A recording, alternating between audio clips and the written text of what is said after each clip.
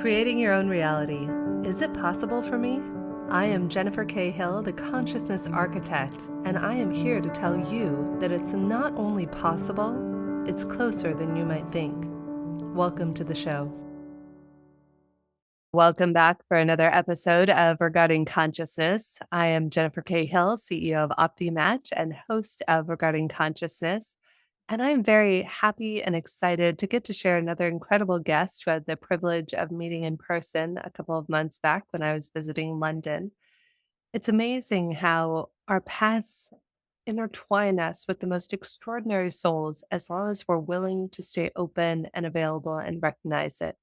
So today we have with us Yamile Yemoonyah, who is a spirit guide medium, author, host of the Spirit Guide Show podcast, and founder of the Spirit Guide Society. She uses her gift of communication to assist light workers and spirit workers who want to make this world a more inclusive, egalitarian, and compassionate place by teaching them how to connect and communicate with their own personal spirit guide. And today we'll be exploring her book, The 7 Types of Spirit Guide. Thank you so much, Yamile. Hi, I'm so happy to be here. Thank you for having me.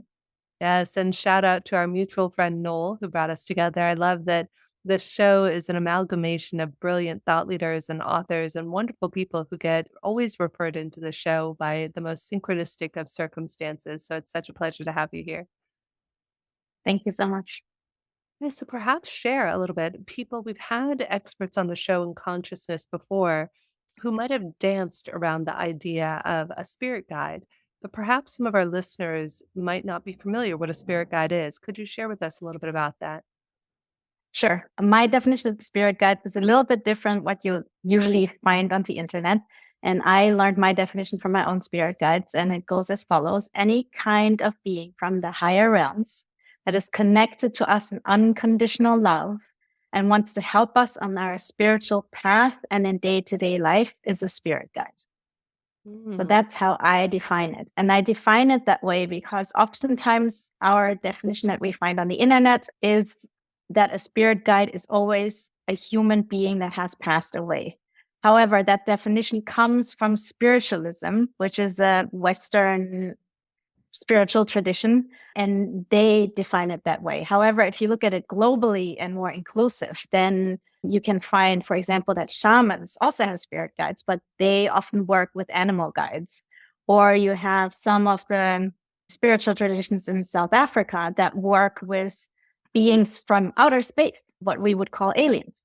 You have other traditions like the Wiccan traditions, pagan traditions that work with nature spirits. And so there are all kinds of different types of spirit guides. And my spirit guides showed me over the years that there are 7 types. And so that's how I came up with the 7 types. And also that's why I have this definition that's a bit broader than what most people are used to. All right. Inquiring minds want to know, Yamile, how did you figure out that you had a spirit guide? Because I know many people out there are scratching their heads and they're going, do I have a spirit guide? Do I not know I have a spirit guide? How do I find out if I have a spirit guide? So first of all, yes, everyone has a spirit guide. Every single human being has a spirit guide. In fact, we have more than one. We have a team of spirit guides. But so I found out that I have a spirit guide because one of my spirit guides showed up in the middle of the night in full physical form in my bedroom about 20 years ago. And that obviously made me think. Before that, I actually grew up in a family that doesn't believe in any kind of spiritual tradition. My parents are very scientific. They basically just believe in what they can see and touch and hear, etc. So that's how I grew up. But then when I was in my mid-20s, I was a bit in a depression. And also because I was adopted, had like identity issues, trust issues. I didn't really know who I am. I was trying to find myself. And while I was trying to do that, I decided that I wanted to know more about my origins, where I'm from. And so I knew that I'm from Colombia. I knew that I'm partially indigenous from a tribe called the Embera. And so I started looking into what spiritual traditions they have because I knew I wanted to spiritually connect with my ancestors. And so I looked into their spirituality. I found out it's shamanism. I started reading up on shamanism, and all that happened within 2 weeks, maybe. And then after these 2 weeks, I'm at home, I'm sleeping. My boyfriend at the time was sleeping next to me. And I wake up and I open my eyes and I notice that I can't move. I had sleep paralysis. Back then, I didn't know what that was. Nowadays, it's when you wake up and you can't move. And so I open my eyes and there's this man standing in the doorway of my bedroom. I'd never seen him before. He was there in full physical form, just like if you were here in this room. And I just stare at him. And I noticed that he's darker skin, about my skin color. He is not wearing a shirt. He's wearing jeans, no socks, no shoes, short, dark hair. And he looks as if he's of indigenous Colombian ancestry. And he stares back at me. And I didn't think that it was someone who had broken into my house. I knew this is something spiritual. People often ask me, were you scared? And I wasn't scared at all, which was really weird. When I think about it, you should be scared if there's some stranger in your house, right? But I wasn't. So I just stared at him. He stares back at me. And now out of nowhere, he has this red glowing orb, maybe the form of a baseball, the size of a baseball. And it just hovers in his hand. And then he threw it over to me. And I still remember that I felt the impact it made on my bed. And the next thing I knew is that I was passed out. And the next morning, I wake up. My eyes weren't even open yet, but my hand started searching for that red glowing orb. And then my brain started working and I opened my eyes and it wasn't there. I couldn't find it. So I was really confused. Like, what happened? What was that? Like I said, I knew it was a spiritual thing, but I couldn't explain it. A few days later, I was signed up for a shamanism workshop because I was already into shamanism and wanted to know more about my roots, etc. So I go to that shamanism workshop and the teacher said, okay, so what we're going to learn here is like how to connect with your spirit guides. And he explained how they do it in that tradition, neo-shamanistic tradition. And then he said, so here, this is what happens when you meet your spirit guide for the first time. They will give you energy, either in form of a hug, and they will hug you and you will feel the energy go into your body. Or sometimes they will give you energy in the form of a red glowing orb. And that's when I was like, oh my God, that was my spirit guide. And I never heard this ever again from anyone else about the red glowing orb. That was the only time. But that was like, oh my God, there's something like going on here and I don't understand it, but I'm on some kind of spiritual path. And I was curious and I started learning about it more and more. And over the years, I had more experiences like this. Very irregular, never that I wanted it. It just happened. Like when I was living in Barcelona, I had nature spirit that kind of popped out of the earth, ran around, and then disappeared. I had little faces come out of like plants and trees that I could see.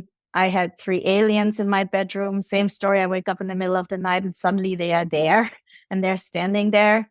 I saw angels on the rooftops and of the houses around me. So I had weird, crazy experiences. And in the beginning, I didn't really know what to do with it. It was just like, this is cool. And it makes for great stories, but I don't know what to do with that. But then over time, my spirit guides give me more and more messages about what this is about. And yeah, eventually it got to a point that I started getting messages for people and about their spirit guides and what their spirit guides wanted to tell them. And so one day I woke up in the afternoon nap and my spirit guide said, so you're going to start doing readings. And I had never done a reading in my life before. And I was like, no, I'm not going to do that because I have other things to do. I have a business to run. I have all kinds of other things going on. And they were like, yep, this is what you're going to do. And they told me exactly, you're going to set up a website. This is what it's going to look like. This is how you're going to do your marketing. And again, I was like, I'm already running a business. That's going so well. I don't think so. And they were like, just do it. And I said, okay, I'll give it 2 days. I'll set up the website in 2 days. And I will not do any big marketing other than what you said. And I have 2 conditions. I need to if you really want me to do this, it needs to make me enough money so that I don't have to worry about money. And I need to like what I'm doing. And then I started setting up the website. I gave it 2 days. Of course, someone was like organizing some Focus 55 thing where you all get together for 2 days and work on one project. I was like, yep, I'll sign up. And so I did that. And before the website was done, I had my first client. And it was a high profile tech entrepreneur client. And I almost fell off my chair. So that's how it started. Oh my gosh, Jamila, that's so powerful. And it is true that I feel like the universe, whatever you want to call it, conspires in your favor. It was so funny. I think I even have a note on my desk. So the other day, like much like you were going, I need some proof here. Show me the proof, right? And we've been building this company, OptiMatch, and I never thought in a million years I would run a software company. If you had told me 5, 10, 15 years ago, you're going to be CEO of a software company, I would have said, you've lost your mind. No, sir, that would be my worst nightmare job. And yet Yeah. here I am. So I'm fighting with the universe, which this is something funny. I was teaching a coaching client of mine the other day. She's, you mean you can fight with God, the universe? I was like, oh yeah, I fight with God, the universe all the time. So I am fighting. And I'm like, I have a bone to pick with you. I have poured, we're not even going to talk about how much money, time into this endeavor. You must give me a sign. And this was like a week or two ago. You must give me a sign today if you want me to continue working on this. So cute. I shared this with my husband, and my husband, literally, if you're watching this on YouTube, he makes me a sign that says, you need to keep working on Optinet. He jokingly says that. But that Yeah. Jamila, it was the most miraculous day. It wasn't just one sign. It was like calls I wasn't even expecting to be related to our software company. Everything was related. Like I was just trying to help other people. And they're like, what about this OptiMatch thing? Can I use that? Or can I refer it out here? And yeah, how, oh, this is going to change the world. And I was like, okay, fine. Give me 3 or 5 signs. Okay, deal. But sometimes that validation because sometimes we could be on the wrong path. And that's what I personally noticed with our guides and wisdom and teachers, whether they're in physical form or in metaphysical form, is that it's all meant there to guide us. So whether it's a meeting that you're about to have, like you having that client that had you fall off your chair, or having something metaphysical happen, it's all there if we're willing to ask for it to have the signs come up. Yeah, absolutely. Yeah. And before all of this even started, I had a similar like conversation with my guides or spirit. I say spirit when I talk about the universe and all of these things. But so because my other business that I had before wasn't going so well, and I was really at my wit's end, and I was broke, and I felt a loser and everything. I was just in a bad day. And I argued with my guides as well. And that was the same thing. I was like, okay, I give up. I tried this. It's not working. I don't know what else to do. So just show me what to do. Just show me. And that's when all this started. When Yeah, all this, it's yeah. so powerful. I did the same thing. So one of the first times I had been told by people for years, you have guides, you have so many guides. And you're like, huh? What? Like I remember the first person who told me that, I thought they'd lost their mind. And somewhere in the process of the last 5 or 10 years, I started realizing that we are really connected to people who are alive and people who have passed on. And it was when I first started doing interviews with Deepak Chopra in 2020. It was like January 2020 was our first show, and we did 4 or 5 other shows. And December 2020 came around, Jamila. And when that happened, we had an interview on special relativity and Einstein's theory of relativity, which I know nothing about. I know backwards of nothing about. And so I Yeah. tried everything, Jamila. I prayed, I meditated, I studied Stephen Hawking's for months leading up to this interview. And I remember it was December of 2020, and I fought with God that morning. I was like, God, I can't do this interview with Deepak today. I am not equipped.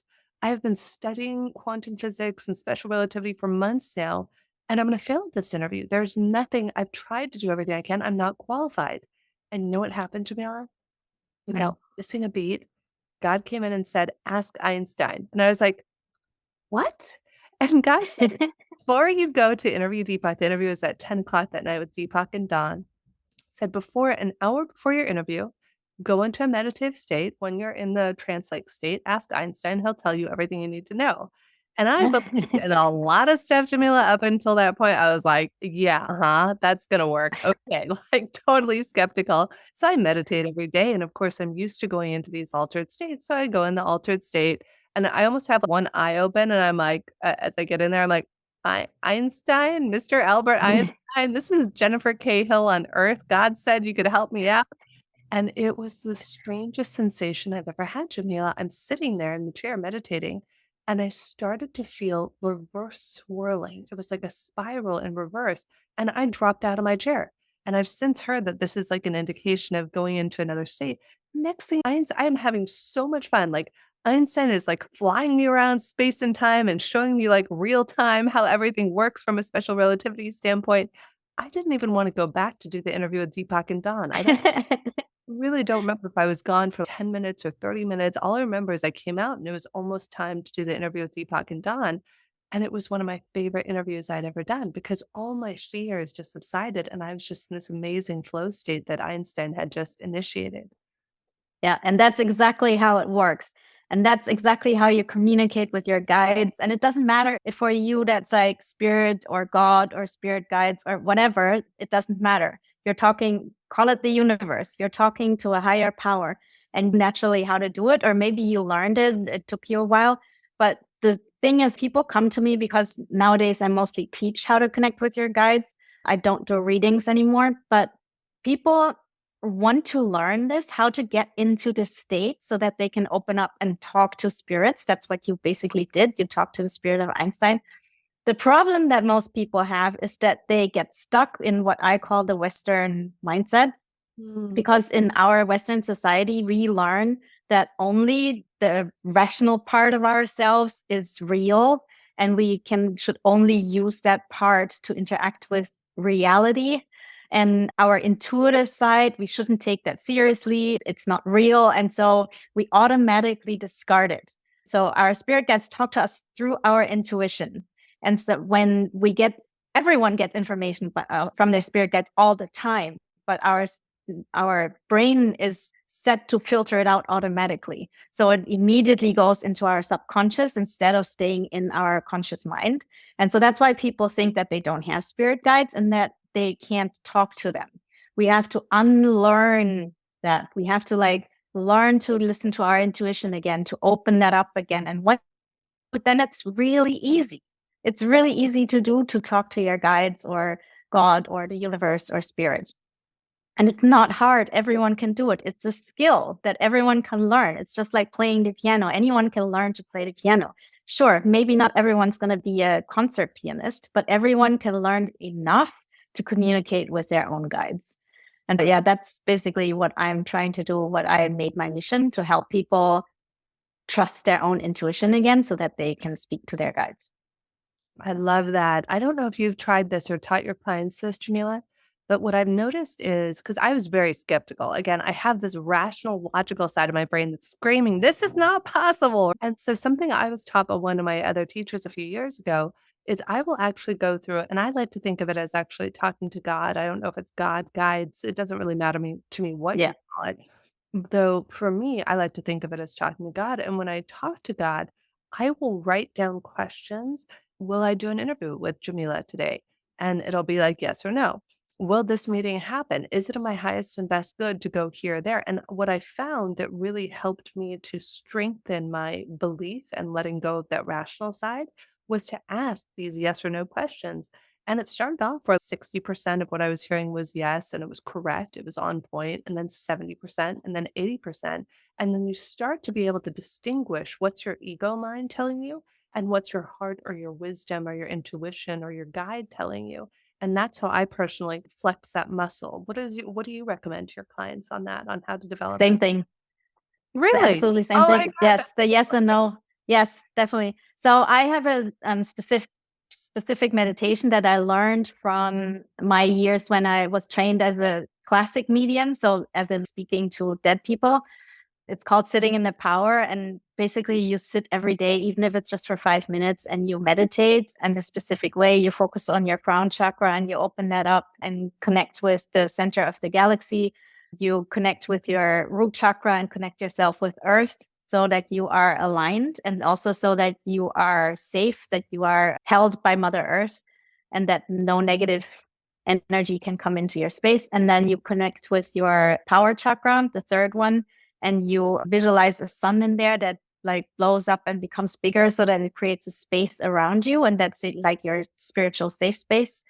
And so you create that sacred space, and then you connect with your guides and you call in your guide. And the first thing that I students do is feel the energy of the guide. So first sit in that space by yourself, because most people don't even know what their own energy feels like without like constantly like thinking about other people, having other people in their space, etc.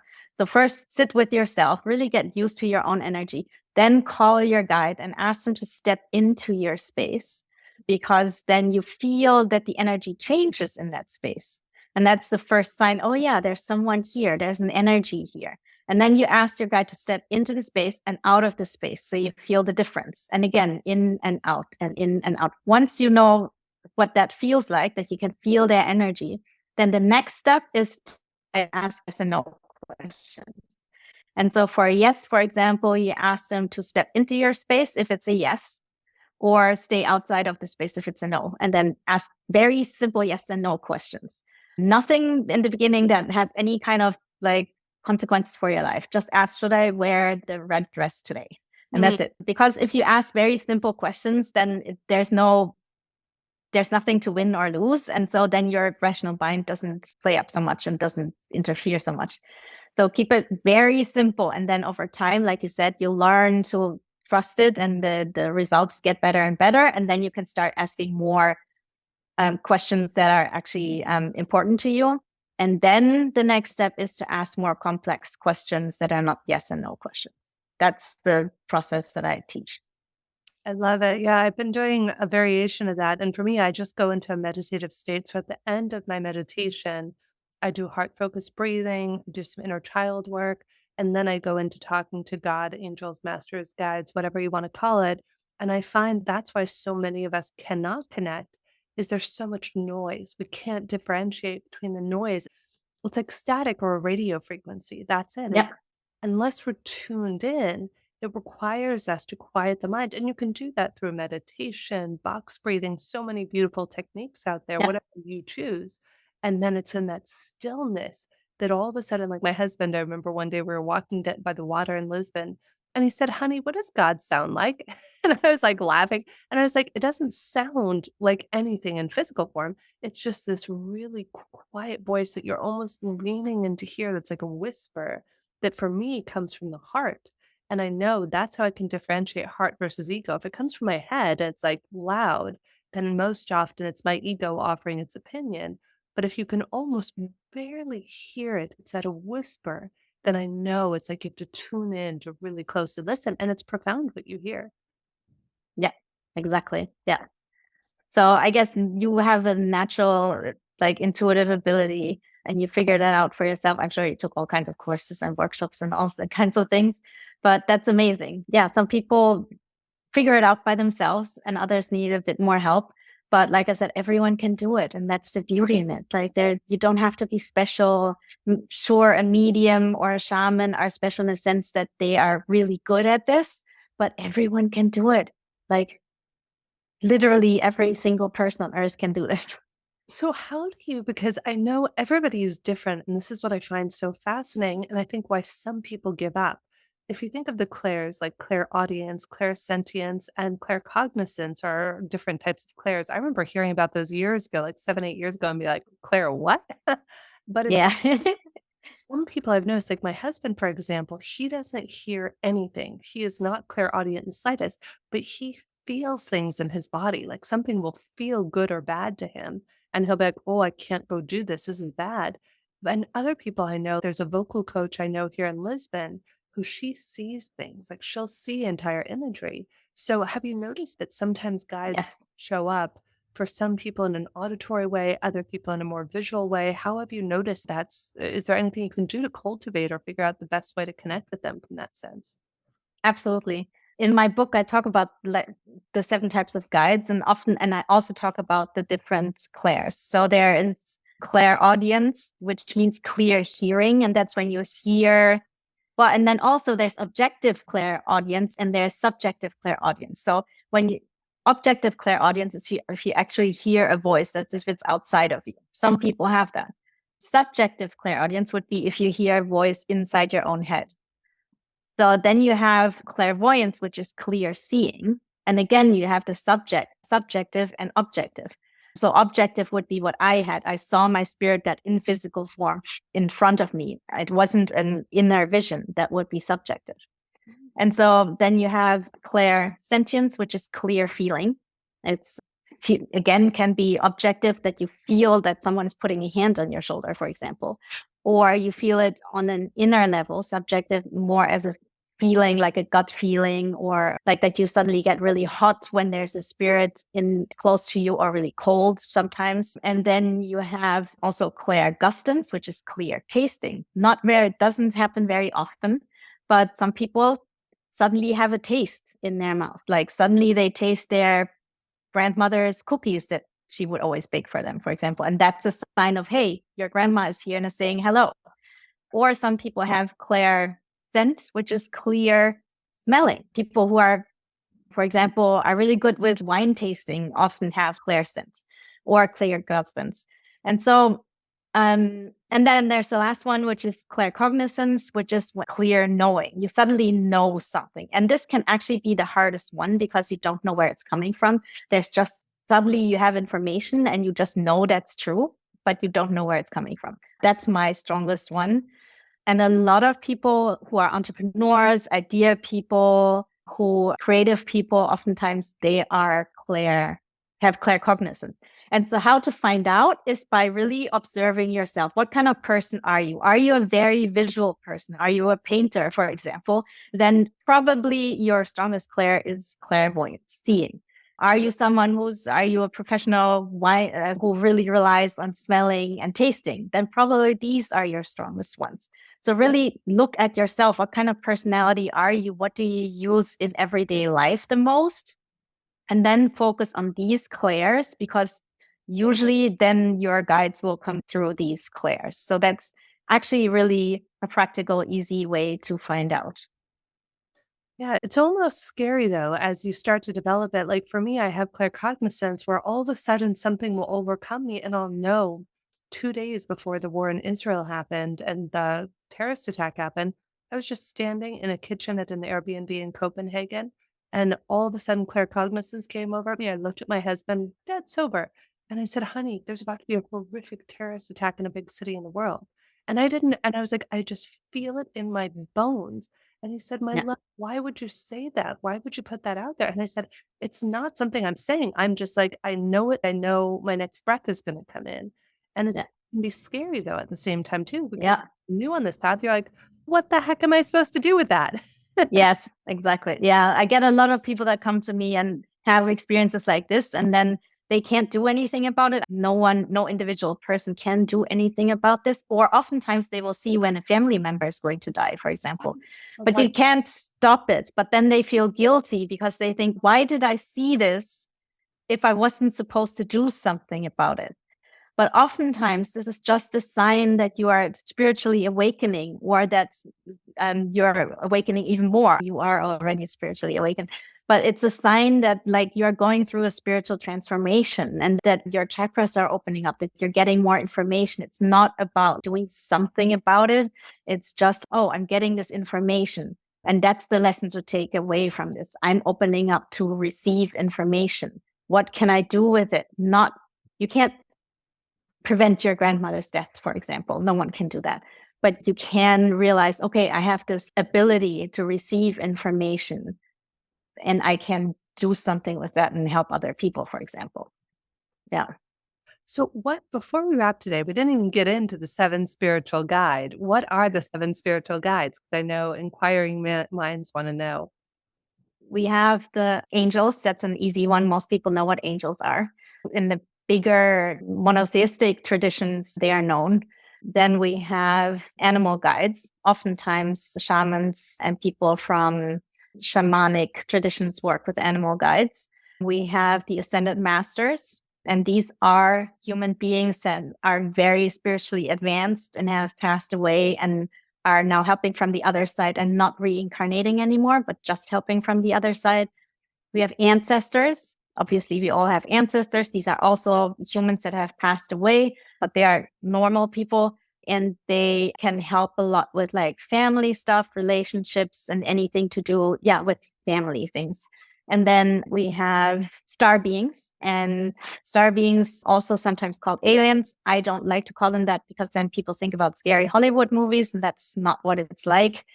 They are often here to help us raise consciousness for humanity. And so people that work with star beings often work on that level that they help raise consciousness. A lot of people for example, that come in with neurodivergent people or trans people, these kinds of people that stand out a lot often work with star beings because they are here to help raise consciousness. And then we have gods and goddesses. And these are a lot of people in the West know like the Greek and the Roman gods and goddesses, but obviously there's lots more from different cultures around the world. And a lot of gods and goddesses have been forgotten by humanity, but that doesn't mean that they're not around. They can still be here and work with us. And I think I'm forgetting one: nature spirits. So nature spirits are obviously, they are the spirits of the trees, the rivers, the mountains, and they help us manifest. So if we want to manifest something, then it's a good idea to work with nature spirits. And there's one thing that I want to mention: how to find out, like in a really easy way, what kind of spirit you have. One is to, again, look at yourself. Which one do you feel drawn to? If you are someone who's really into nature, then it makes sense that you are probably connected to a nature spirit. If you have always felt connected to a certain god or goddess, then that's what it is. It's very simple. Listen to your intuition. And otherwise, there's also a quiz on my website that you could take. And it's very simple, 11 questions, and it will tell you what kind of spirit guide you have. I love it. Where do people find this, Yamile? We have to have you on for another whole episode just to break down the 7. I just started geeking out with you on some of the other spirit guide stuff, but what is your website where people can connect with you? So my website is spiritguided.com. Spiritguided.com. And that's where they can find Yeah. the quiz and information about the Yes. classes that you offer, Yes. right? Yeah. And the quiz is also in the book, and the book is called The 7 Types of Spirit Guide, and you can get it on Amazon and anywhere where books are sold. Oh, thank you so much, Jamila. I'm so grateful that Noel brought us together for that wonderful Yes. evening that we got to enjoy together in London, laughing and singing. And my intention for each and every one of us, whatever you're doing out there, whether this seems completely incomprehensible to you and you're like, what did these two women just talk about?